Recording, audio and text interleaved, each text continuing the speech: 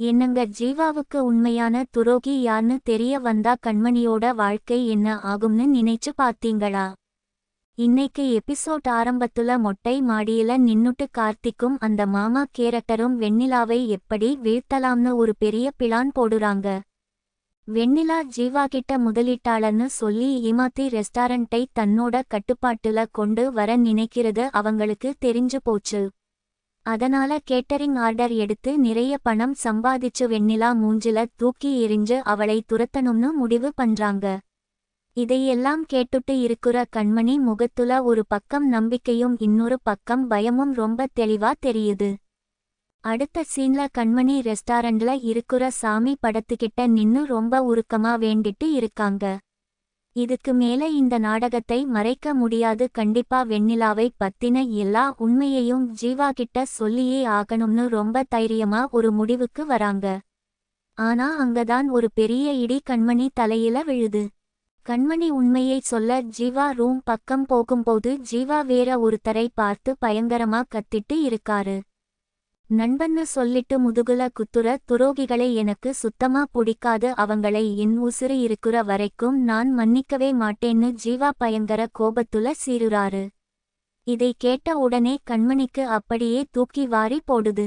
வெண்ணிலாவும் தானும் சின்ன வயசு தோழிகள்ங்குற உண்மையை மறைச்சது ஜீவாவுக்கு தெரிஞ்சா கண்டிப்பா நம்மளையும் வீட்டை விட்டு துரத்திடுவாருன்னு நினைச்சு கண்மணி ரொம்ப பயந்து போய் கண்ணீர் விட்டு அழுகுறாங்க. அவங்க முகத்துல இருக்குற வலியும் வேதனையும் பார்க்கவே ரொம்ப கஷ்டமா இருக்கு. கரெக்டா அந்த நேரத்துல நம்ம வில்லியான வெண்ணிலா கை தட்டிட்டு ரொம்ப நக்கலா சிரிக்கிறா. உனக்கு தைரியம் இருந்தா போய் இப்போ உண்மையை சொல்லுன்னு கண்மணியை பார்த்து சவால் விடுறா. ரெஸ்டாரண்ட் மொத்த அதிகாரமும் என் கையில தான் இருக்கு, நீ என்ன செஞ்சாலும் என்னை ஒன்னும் பண்ண முடியாதுன்னு சொல்லி கண்மணியை ரொம்ப கேவலமா மிரட்டுறா. கண்மணி ஒன்னும் பேச முடியாம அப்படியே உடைஞ்சு போய் நிக்கிறாங்க. அப்புறம் ஜீவா தனியா உட்கார்ந்து போன்ல கண்மணியோட போட்டோவை ரொம்ப அன்பா பார்த்துட்டு இருக்காரு. இதை பார்த்த வெண்ணிலா வேணும்னே ஜீவா மேல இடிச்சு அவர் போனை கீழே விழ வைக்கிறா. போனை எடுத்து குடுக்குற மாதிரி ஒரு பெரிய நாடகத்தை ஆரம்பிக்கிறா. கண்மணியும் நானும் சின்ன வயசுல இருந்தே ரொம்ப நெருங்கிய தோழிகள், ஆனா இப்ப கண்மணி எனக்கு கொஞ்சம் கூட மரியாதை குடுக்குறது இல்லைன்னு சொல்லி ஜீவா மனசுல கொஞ்சம் கொஞ்சமா விஷத்தை விதைக்கிறா. இதை கேட்ட உடனே ஜீவாவுக்கு ரொம்ப அதிர்ச்சியா இருக்கு. கொஞ்ச நேரம் கழிச்சு ரெஸ்டாரண்ட்ல எதிர்பாராத விதமா ஒரு கண்ணாடி பாக்ஸ் கீழே விழுந்து உடைஞ்சு போகுது.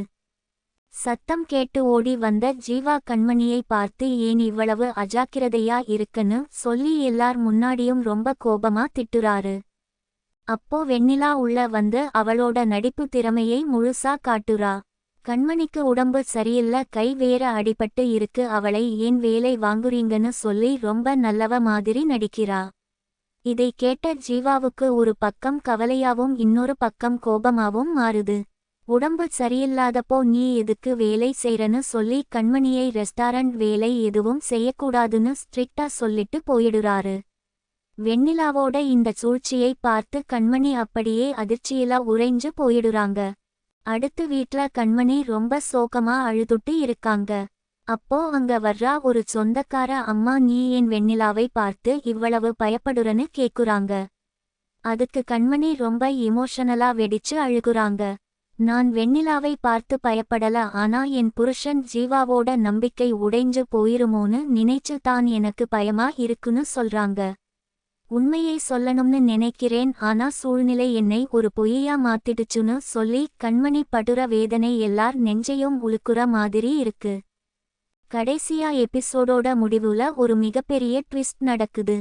ரெஸ்டாரண்ட்டுக்கு யாருமே எதிர்பார்க்காத நேரத்துல புதுசா பர்னிச்சர் எல்லாம் வருது. இதையெல்லாம் யாரு ஆர்டர் பண்ணான்னு ஜீவா கண்மணி எல்லாரும் ரொம்ப குழப்பத்துல நிக்கிறாங்க. அப்போ மாடியில இருந்து வெண்ணிலா ரொம்ப கெத்தா ஒரு மாடர்ன் ட்ரெஸ்ல இறங்கி வரா. அவளோட பார்வையை பார்க்கும்போதே ரெஸ்டாரண்ட்டை முழுசா அவ கண்ட்ரோல்ல கொண்டு வந்துட்டான்னு ரொம்ப தெளிவா தெரியுது. இதை பார்த்து கண்மணிக்கு அப்படியே மூச்சே நின்னு போகுற அளவுக்கு ஒரு பெரிய அதிர்ச்சி. இதோட இன்னைக்கு எபிசோட் ரொம்ப பரபரப்பா முடியுது. நாளைக்கு எபிசோட்ல வெண்ணிலா இந்த ரெஸ்டாரண்ட்டை வச்சு இன்னும் என்னென்ன கொடுமைகள் பண்ண போறாங்குறது பெரிய எதிர்பார்ப்பா இருக்கு.